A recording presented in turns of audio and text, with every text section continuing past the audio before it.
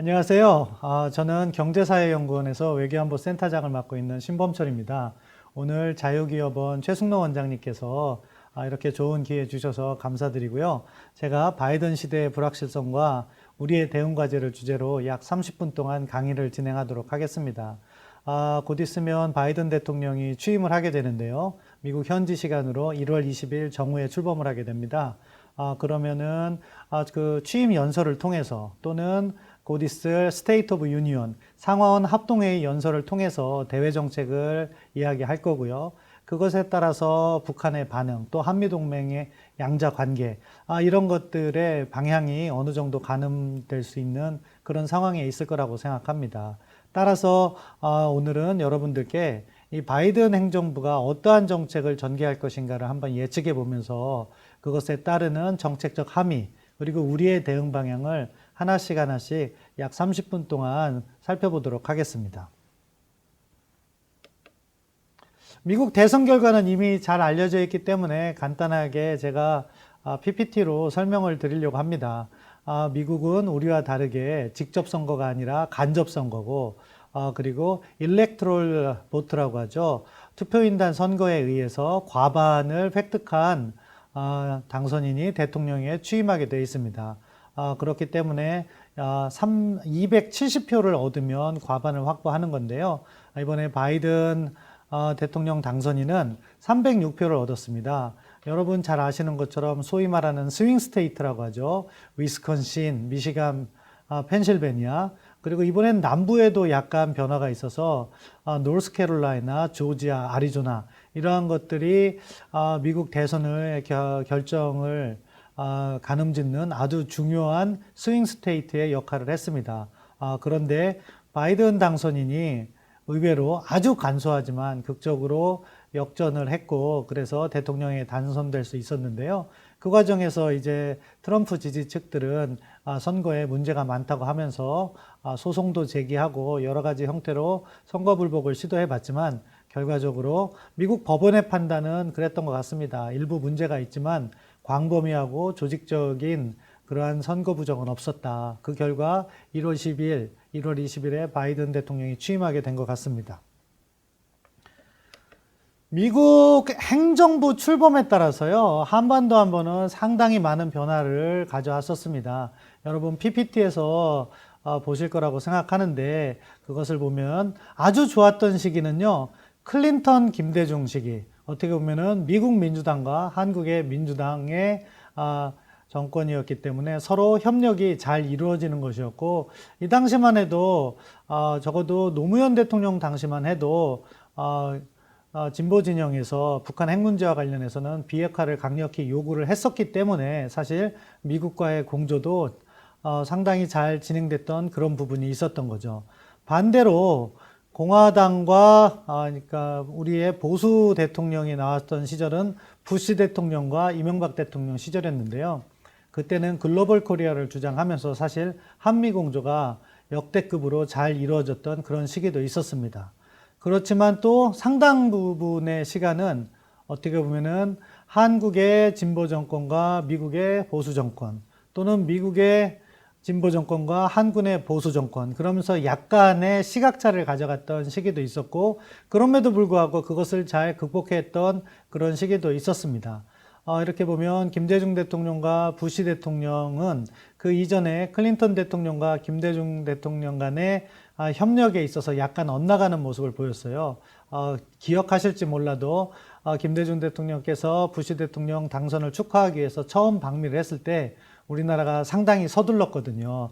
그것은 김대중 대통령께서 부시 대통령을 설득해서 햇볕 정책을 지속해달라는 메시지를 던지기 위함이었었는데요. 그 당시에 디스맨, 이 남자라는 이야기가 나왔죠. 그러니까 부시 대통령 입장에서는 아직 준비되지 않은 상황에서 김대중 대통령이 자기를 설득하려고 하니까 거기에 대한 반감이나 부작용이 좀 있었던 것 같습니다. 그러면서 햇볕 정책의 동력이 약간 상실된 그런 시기도 있었습니다. 부시 대통령과 노무현 대통령은 여러 가지로 갈등을 많이 빚어왔어요. 그럼에도 불구하고 북한 비핵화라든가 한미동맹은 견지되어 왔는데, 그 결과로서 이라크 파병이나 한미 FTA가 체결되는 그런 협력을 또 하기도 했었습니다. 앞서 말씀드린 것처럼 부시 대통령과 이명박 대통령은 여러 가지로 협력을 잘 이뤄왔었습니다. 그 당시에 우리 정부는 글로벌 코리아를 주장하면서 북한 비핵화, 튼튼한 한미동맹, 이것에 기초한 대외 전략을 추진했기 때문에 한미 관계가 어떻게 보면 비록 짧았지만 상당히 잘 진행되었던 그런 시기고요. 오바마 대통령 시기로 가면서도 사실은 큰 문제 없이 진행을 해왔어요. 다만 이때 북한이 육자회담의 틀을 깨고 계속해서 핵을 개발하니까 2009년에 2차 핵실험이었던 거죠. 그 이후로 오바마 행정부도 대북 강경 정책을 나름 전개를 했고 그 시기에 북한이 변하지 않으면 만나주지 않겠다. 이 만남이라는 것이 결국 북한에게 외교적 특권을 부여하는 거라고 인식을 했기 때문에 그러한 부분에 있어서 전략적 인내를 오바마 일기 때 진행을 했었습니다. 큰 성과는 없었다고 요즘 들어서 평가는 받고 있는데요.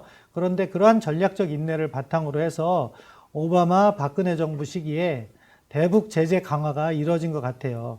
박근혜 대통령이 취임했던 2013년에 북한이 3차 핵실험을 하게 되는 거죠. 그러면서부터 국제사회가 북한에 대한 제재 방식을 바꿨어요. 2013년 이전에는요, 북한에 대한 제재를 어떻게 했냐? 북한이 WMD, 그러니까 대량 살상 무기와 관련된 기술을 확보하는 것을 통제하는 데 중점을 뒀어요. 그런데 아무리 그렇게 기술 통제를 하고 전략물자 수출입 통제를 하더라도 북한이 계속해서 핵을 개발하니까 이대로는 안 되겠다 하면서 어떻게 접근을 바꿨냐? 북한 경제 전반에 대한 제재로 바꾸기 시작했습니다. 그런 것들이 박근혜 정부 말기에 본격적으로 꽃을 피워서 2016년 그리고 문재인 정부 취임해서 2017년까지 가장 중요한 제재, 유엔 안보리 결의 2371, 2375, 2397이 만들어지면서 북한의 대외 교역을 거의 대부분 차단을 했습니다. 그러면서부터 북한 경제가 다시 어느 정도 상승하던 북한 경제가 곤두박질기 시작했고 2018년에 우리 정부는 북한이 비핵화 결단을 했기 때문에 나왔다고 이야기도 하고 있지만 실질적으로는 그러한 제재 하에서 버틸 수 없기 때문에 대화에 나온 측면도 있다고 봅니다. 그런 상황이 전개되었는데요. 이제 트럼프 대통령과 문재인 대통령 시기에는 소위 말하는 탑다운 방식, 그러니까 정상회담을 통해서 문제를 풀어보겠다는 그런 접근을 하면서 일부 대화의 진전이 있었지만 실질적인 성과로까지 이어지지는 못하는 안타까운 상황에 직면했고 지금 우리가 바이든 행정부를 맞이하게 됐다 이렇게 평가할 수 있겠습니다. 이렇게 보면은 미국 대선 결과 미국의 행정부의 출범은 우리의 행정부와 맞물려서 때로는 갈등을 때로는 조화롭게 한미동맹을 진화시켜 왔다. 그리고 그 과정에서 북한 문제에 대응해 왔다 이렇게 말씀드릴 수가 있겠습니다. 이제 바이든 행정부의 대한반도 정책이 어떻게 전개될 것인가 그 부분에 대해서 말씀을 드리도록 하겠습니다. 사실 트럼프 대통령과 바이든 이제 대통령의 대북 정책이나 한반도 정책 정말로 많은 차이가 있어요. 하나씩 설명드리면요. 일단 외교 기조부터 다릅니다. 여러분 지난 수년간 아메리카 퍼스트, 미국 제일주의라는 이야기를 많이 들어보셨을 거예요. 트럼프 대통령은 대외 문제의 인식을 미국이 너무 국제 무대에서 착한 경찰 역할을 하다 보니까 결국 손해만 받게 됐다. 그렇기 때문에 이제는 너무 지구촌적인 문제에 관여할 것이 아니라 미국 이익을 중심으로 대외 정책을 전개해야 된다. 했던 것이 아메리카 퍼스트, 트럼프 대통령의 대외 정책이었던 거죠. 그런데 바이든 행정부는 그러한 아메리카 퍼스트가 잘못됐다는 거죠. 미국이 어느 정도 이기주의적인 행태를 보이면서 국제 규범도 무너뜨리고 그러면서 미국의 상대국들에게 주도권만을 내줬다. 그렇게 이야기하고 있습니다. 그렇기 때문에 바이든 행정부는 민주주의를 대외 정책에서도 강조하고 있는 거죠. 그리고 민주주의를 신봉하는 국가들과의 네트워크, 동맹 네트워크 강화, 협력 네트워크 강화 이런 것들을 지속해서 추진하겠다 이렇게 밝혔습니다. 동시에 국제 규범을 중시 여기고 있습니다. 그러니까 미국이 만들어 놓은 자유주의적 세계 질서를 유지하는 것이 미국의 국익에 봉사하는 것이기 때문에 자유주의적 세계 질서를 확산시키고 그것에 기반이 되는 미국 주도에서 만들어진 국제법, 국제 규범을 수호하는 것이, 그리고 그 안에서 인권의 증진을 추구하는 것이, 그것이 바람직한 외교 방향이다, 이렇게 이야기를 하고 있습니다. 그리고 아시아 쪽으로 눈을 돌리면 트럼프 대통령은 중국의 도전을 상당히 강하게 비판하면서 미국의 힘에 의해서 중국을 압박하려 했습니다. 가장 대표적인 것이 지난 수년간 여러분들께서 언론 지면을 통해서 많이 보셨을 텐데, 미국의 관세를 가지고 중국을 직접적으로 압박했던 거죠. 그런데 바이든 행정부 같은 경우에는 그렇게 직접적인 압박보다는 동맹국들과의 협력을 통해서 중국을 압박해야 된다고 이야기를 하고 있습니다. 물론 트럼프 행정부도요, 사실 임기 말로 다가오면서는 클린 네트워크다 하면서 동맹국이나 협력국 간의 공동 노력을 통해서 중국을 첨단 과학기술 시장에서 배제하려는 노력을 해왔던 것도 사실입니다. 그렇지만 바이든 행정부는 보다 체계적으로 이러한 동맹국들이나 협력국들과의 다양한 공조를 하겠다, 이런 주장을 하고 있기 때문에 이 역시 약간의 변화가 있을 것으로 봅니다. 다만 바이든 행정부도 중국의 도전을 물리쳐야 된다는 인식을 하고 있기 때문에 미중 관계가 일견 트럼프 행정부 당시보다는 덜 이렇게 긴장 관계가 형성되는 듯 보이겠지만 실질적으로 물밑에서는 상당한 경쟁이 지속될 것이다, 이렇게 전망합니다. 북한 문제와 관련해서도요, 잠시 후에 자세히 설명드리겠지만 트럼프 대통령은 문재인 정부와 탑다운 방식으로 북한 지도자를 직접 만나서 설득을 해보겠다 하는 방식을 대북 정책의 기본으로 삼았는데, 바이든 행정부는 그렇게 했더니 북한에게 외교적 권위만 주었다. 김정은 위원장을 대선 토론할 때 thug, 불량배라고 이야기를 하면서 잘못된 방식이다, 따라서 실무 협상을 우선시하겠다, 이런 이야기를 하고 있습니다. 그렇기 때문에 대북 정책의 접근법 역시 완전히 뒤바뀔 상황에 놓여 있다, 그렇게 판단합니다. 제가 지금 보여주는 화면은요, 바이든 대통령 당선인이 작년 3월에 미국의 유명 외교관계 저널이라고 할 수 있는 Foreign Affairs에 기고를 한 내용이에요. 거기 보면은 밑줄 친 한 4단어가 상당히, 3단어네요. 중요하다. 그렇기 때문에 그거를 제가 여러분들께 말씀드리려고 하는데요. 일단 중국과 관련해서요, 바이든 행정부 역시 get tough, 거칠게 다루겠다. 중국 문제에 대해서 우리가 우호적이거나 부드럽게 다루려는 건 아니다, 이렇게 얘기를 하면서 어떤 부분을 강조하냐면은, 다른 것들은 뭐 트럼프 행정부들도 다 했으니까 우리는 인권 문제와 관련해서 더 문제 제기를 강력하게 제기하겠다. 그러니까 트럼프 행정부는 약간 현실주의적인 접근을 했기 때문에 그런지 몰라도 경제라든가 군사 문제와 관련해서 중국을 상당히 높은 수준으로 압박했지만, 신장 위구르, 중국 내부의 인권 문제라든가 홍콩 보안법 사태와 관련해서는 국제사회의 기대에 못 미치는 대응을 했다고 평가를 받고 있습니다. 그런데 바이든 행정부는 그런 인권 문제, 가치에 관한 문제와 관련해서 중국에 적극적으로 대응하겠다는 이야기를 하고 있는 거죠. 그리고 마지막으로 밑줄 준 게 Quarter of Global GDP. 미국의 GDP가 이제 세계 GDP의 4분의 1밖에 되지 않는다. 정확하게는 23% 내외로 알고 있는데요. 그렇기 때문에 미국 혼자 중국을 다룰 수 없다는 이야기를 하는 겁니다. 따라서 동맹국들과 협력국, 우호국들과의 네트워킹을 강화해야 된다는 그런 주장을 하는 것을 볼 수가 있습니다. 북한과 관련해서도 재밌는 부분이 있습니다.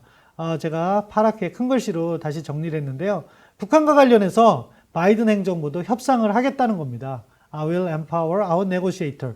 Jumpstart a sustained coordinated campaign인데요. 이게 재밌는 거죠. 지속 가능한 협상을 하겠다는 거예요. 트럼프 대통령의 대북 협상은 순간 한 번 정상회담을 하는 지속 가능하지 못하다는 거고요. 코디네이티드 된 조화로운 협력이 이루어진 협상을 하겠다는 거죠. 거기에는 동맹국들을 포함하고요. 또 다른 나라들, 중국까지도 포함해서 북한과의 협상. 그러니까 앞으로 북한과의 협상이 보다 다자의 틀에서 이루어질 수 있다. 또는 최소한 다자의 틀이 아니더라도 다각적인 측면에서 협상을 추진한다. 이런 점이 트럼프 행정부의 대북 협상과 많은 차이를 보일 것으로 예상이 됩니다. 바이든 당선인은 몇몇의 주요 간부를 지명하고 있어요. 가장 왼쪽 모서리에 있는 사람이 앤서니 블링컨이죠. 그냥 약자로 토니 블링컨이라고 불리는데 국무부 장관 내정자예요. 이 사람은 오바마 행정부 때 국무부 부장관을 했는데요. 국무부 부장관 하기 전에 바이든 부통령의 안보보좌관을 했어요. 그리고 그 오른쪽에 있는 게 제이크 설리번 국가안보보좌관이고요.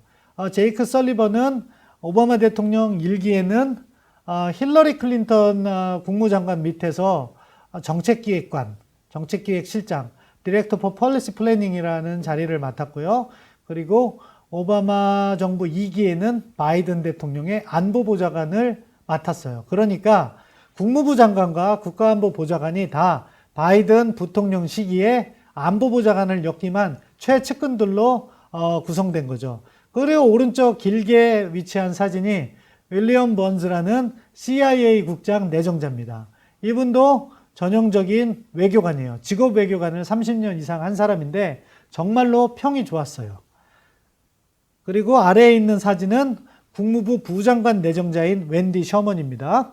제가 하나씩 그 의미를 설명드릴게요. 블링컨과 설리번과 같은 경우에는요, 오바마 정부에서 일을 했고, 적극적인 역할을 그 당시에도 했기 때문에, 저도 당시에, 저는, 외교부의 정책기획관을 맡고 있어가지고, 제가 직급이 낮아서 이 사람들을 직접 상대하지 못했지만, 이분들을 위해 일하는 사람들과 여러 차례 회의를 했었어요. 근데 이분들은 기본적으로 한반도 비핵화를 추구해야 된다. 다만 북한의 위협이 확산되는 것을 막기 위해서 동결이라든가 단계적 비핵화 협상도 필요하다. 이런 인식을 했던 거예요. 그래서 그 당시에 약간 미묘한 이견이 우리 정부와 있었던 거고요. 웬디 셔먼과 같은 경우에는 사실은 오바마 정부 때는 북한에 대해서 상당히 강경한 발언을 많이 했었어요. 그런데 그 전에 클린턴 행정부 당시에 북한 업무를 담당한 적이 있는데 그때는 또 올브라이트 국무장관을 모시면서 조명록의 방미, 그래서 조미 공동 커뮤니케라고 해서 싱가포르 정상회담 합의문과 유사한 합의를 당시 조명록 북한군 총정치국장과 올브라이트 미국 국무장관 간에 합의를 한 내용이 있는데 거기에 관여를 했던 거죠. 무슨 내용을 설명드리려고 하냐면요. 그 어느 때보다 북한에 대해서 잘 아는 미국의 외교안보 라인이 형성되어 있어요. 보세요. 트럼프 대통령이요. 국무장관, 폼페이오 국무장관도 사실은 외교 전문가 아니었죠. 그 전에 틸러슨 국무장관도 외교 전문가 아니었어요. 북한 전문은 더더욱 아니었고요. 그렇기 때문에 트럼프 행정부의 대북 정책은 사실은 아주 전문가가 대통령 옆에서 보좌하지 못했던 그런 경험이 있다고 볼 수 있겠죠. 그런데 이 사람들은요, 이 당시에 북한 제재 다 관여했었어요. 그렇기 때문에 그 누구보다도 북한을 잘 아는 바이든 행정부가 출범하고 있다. 이렇게 설명드릴 수 있겠습니다. 그런데 대북 정책과 관련해서는 약간 미묘한 차이가 있다고 제가 말씀을 드렸잖아요. 그런 부분이 앞으로 문제가 될 수 있는데 이 버텀업 어프로치를 한다는 것은 실무 합의를 먼저 한다. 그래서 실질적인 성과를 본 다음에 그리고 그것을 검증한 다음에 다음 단계의 고위급 회담을 하겠다. 따라서 바이든 정부에서는 김정은 총비서로 이름을 바꿨죠. 8차 당대회 때 김정은 총비서와 정상회담을 하는 게 당장 이루어질 가능성은 적다. 북한이 비핵화 조치를 하지 않으면 임기 내에 정상회담을 갖지 않을 수도 있다. 이런 판단을 할 거라고 봅니다. 두 번째, 이거는 약간 또 북한이 긍정적이다, 기회 요인이라고 포착할 부분도 있어요. 뭐냐면은 핵능력 축소는 바이든 당선인이 TV 토론 때 이야기를 했어요. 북한이 핵능력을 축소해야지 정상회담을 하겠다고 이야기를 했어요. 근데 이거는 좀 묘한 뉘앙스가 있는 거예요. 비핵화를 하는 게 아니라 핵능력을 축소한다는 건요, 북한이 비핵화 목표를 그 비핵화의 최종 상태를 먼저 약속하지 않아도 된다고 잘못 이해할 수가 있어요. 그럼 지금 북한이 원하는 게 무엇이냐? 비핵화 협상이 아니라 핵군축 협상. 자신들의 핵능력을 전제로 해서 핵군축 협상을 전개하려고 하는데 미국이 마치 이것을 수용하는 것이 아닌가 하는 오해를 불러일으킬 수 있는 부분이 있기 때문에 우리가 주의 깊게 살펴봐야 될 부분이라고 생각합니다. 그리고 한반도 비핵지대화도요, 이게 대통령 토론회 때 나온 말이기 때문에 사실은 검증이 됐어야 되는데 상당히 위험한 발언이라고 생각해요. 뭐냐? 북한은요, 전통적으로 한반도 비핵지대화라는 것은 무엇이냐? 한반도에 핵이 없는 건 뭐 북한도 핵이 없어야 되지만 그보다 먼저 핵을 보유한 주한미군이 한반도에서 떠나야지 한반도 비핵지대화가 된다고 이야기를 했어요. 잘못하면 주한미군 철수를 의미할 수 있는 용어인데 바이든 당선인이 TV 토론 때, 2차 TV 토론 때 트럼프 대통령과 북한 문제를 이야기하면서 이 이야기를 꺼낸 것은 약간 좀 걱정되는 부분이 있습니다. 이런 것들에 대해서 우리가 미연에 이런 것들이 북한에 의해서 악용되는 부분은 방지해야 된다. 그것이 우리 외교의 역할이라고 보는데요. 과연 그렇게 할 수 있을지 걱정되는 부분이 아직 남아 있습니다. 이러한 바이든 정부의 입장에 대해서 북한은 8차 당대회 때 대미 대남 메시지를 김정은의 입을 빌어서 내놓았죠. 뭐냐? 미국에 대해서는 대북적 대시 정책 포기해라. 사실 새로운 얘기는 아니에요. 평생 하는 얘기가 대북적 대시 정책 포기하라는 얘기예요. 그리고 이미 북한은 뭐예요? 책임 있는 핵강국이라고 얘기하면서 이제 그 기존의 핵 능력뿐만 아니라 다탄두 장거리 미사일도 갖게 될 것이고 핵잠수함도 갖게 될 것이고 전술핵도 갖게 될 것이고 극초음속 발사체도 갖게 될 것이고 그러니까 엄청난 핵 능력과 첨단 전력을 보유하겠다 이렇게 이야기를 하고 있어요. 그러면서 미국에 대해서 미국 행정부 어떤 행정부가 들어서도 입장의 변화가 없더라 하면서 바이든 행정부를 압박하는 그런 모습을 보였습니다. 한국에 대해서는요. 우리 정부가 코로나 방역이든 인도적 협력이든 관광 협력이든 이런 것들 좀 하자 하고 제안을 했는데 그런 게 본질적인 문제가 아니라고 평가절하했어요. 그런 거 하지 말고 군사력 증강하지 말고 연합군사훈련 하지 말고 이런 문제를 다루자 이렇게 사실 북한은 핵무기까지 개발해 놓고서도 우리의 재래식 무기 개발하는 것까지 문제를 삼는 그러한 치졸한 모습을 보이고 있는데요. 아무튼 연합군사 훈련까지 중단해달라 다시 한번 강도 높은 요구를 하는 것이 8차 당대에서 북한의 요구 사항입니다. 따라서 이러한 것들이 어떻게 전개될 것인가 향후 시나리오가 매우 중요하게 되는데요. 정말 불확실성이 크다고 봅니다. 뭐냐? 아마 바이든 대통령 취임식에서 북한 메시지를 크게 내놓지는 않을 거예요. 역대 대통령 취임식 보면은요, 기본적으로 국내 정치 이슈, 대통령이 돼서 국내 정치 아젠다를 어떻게 끌고 갈 것인가가 주를 이루고, 통합이 주를 이루고, 대외 정책은 기본 기조 정도 이야기하고, 미중 관계나 북한 문제를 언급하더라도 한 단어, 한 문장 정도밖에 간단하게 언급하고 넘어갔습니다. 이번에도 마찬가지일 거라고 생각해요. 하지만 스테이트 오브 유니언, 상하원 합동연설은 달라요. 그때는 대외 정책이 상당히 구체적으로 들어가는 부분이 있었습니다.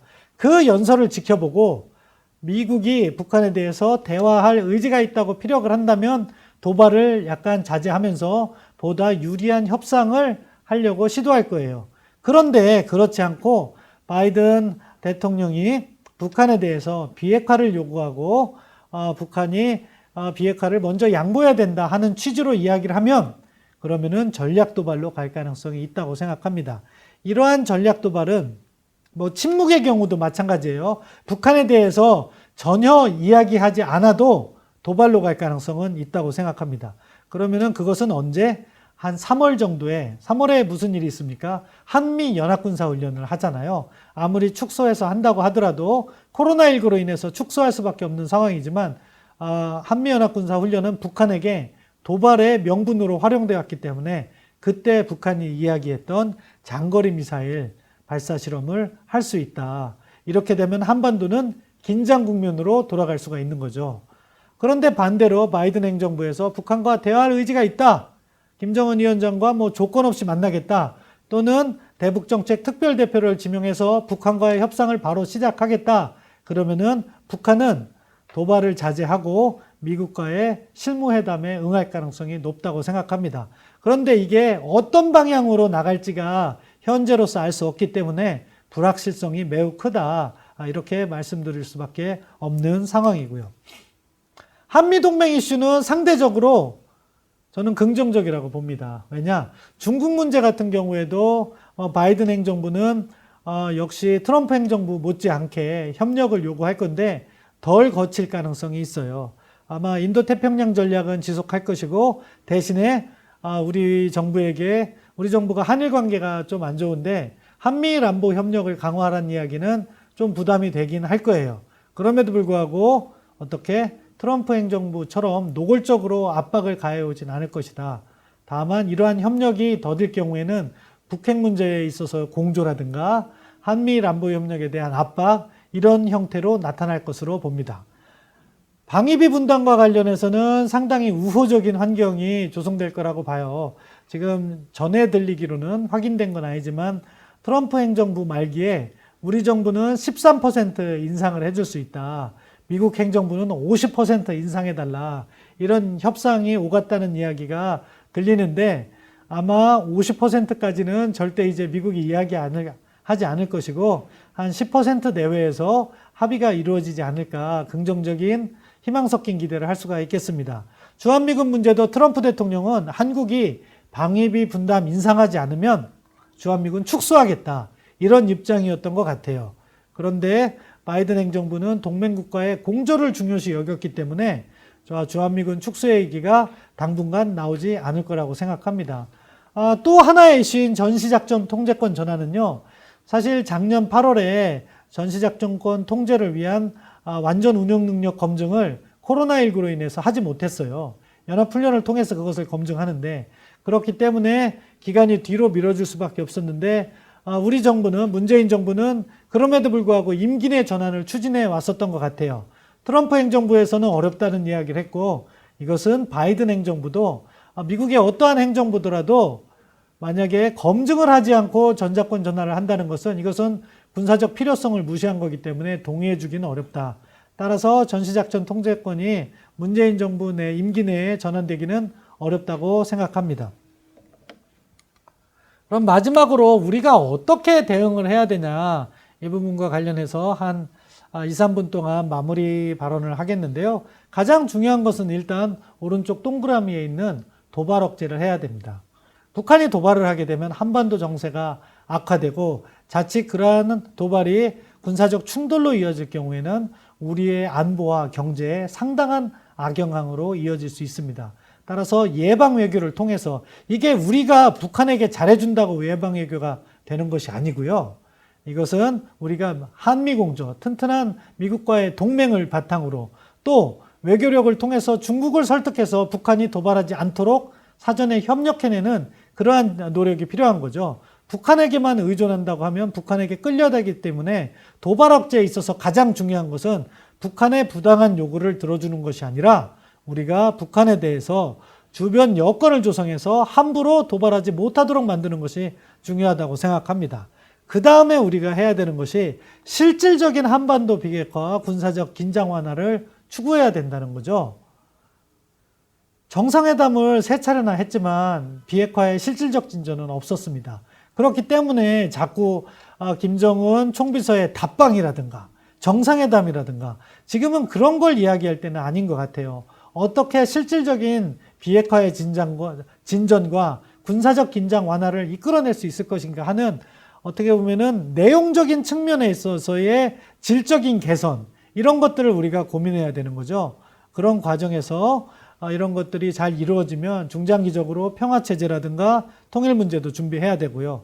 무엇보다도 이런 것을 환경을 만들기 위해서 주변국과의 관계도 개선해 나가고 그것은 미중일러와 같은 우리 주변국뿐만 아니라 동남아, 유럽, 그리고 또 유엔이라든가 국제기구 이런 분야에 대해서 폭넓게 외교를 동시다발적으로 전개를 해야 됩니다. 그런데 보면 최근 우리 정부는 너무 북한 문제만 매달리다 보니까 이러한 폭넓은 외교를 제대로 하지 못하고 있는 것 같아요. 이런 부분을 개선해야 되고요. 다른 한편으로는 대한민국의 목소리가 국제사회에 널리 퍼지기 위해서는요. 우리가 중견국으로서 국제사회에 다양한 기여를 해야 됩니다. 그러면서 우리의 외교적 위상을 찾고 우리 목소리에 힘이 실리는 거죠. 이러한 노력을 우리가 동시다발적으로 하는 것이 북한 문제에도 대응하고 다가오는 바이든 행정부에도 대응할 수 있습니다. 참 좋은 내용 아닙니까? 여기에서요, 사실 도발 억제하고 실질적이라고 제가 크게 쓴 내용 빼군요. 이게 뭔지 아세요? 문재인 정부의 국정과제라고 임기 초에 선언한 거예요. 그런데 과연 지난 4년 동안 이대로 실현해 왔느냐? 약간 아쉬운 부분이 있어요. 따라서 초심으로 돌아가자. 그래서 남은 임기 동안 정말 대한민국 국익을 위해서 초심 잃지 말고 한번 정책을 전개했으면 하는 바람에서 제가 그것을 그대로 따와서 여러분들께 설명을 드립니다. 이상 한 30분 동안 여러분들께 바이든 행정부 출범에 따른 불확실성과 우리 외교의 대응 방향을 말씀드렸는데요. 궁금하신 사안이 있으면 이렇게 댓글이라든가 이런 거로 해주시면 제가 당장 답은 못 드려도 나중에 추가적으로 메일 등을 통해서 여러분들께 답변을 드리도록 하겠습니다. 경청해 주셔서 감사합니다.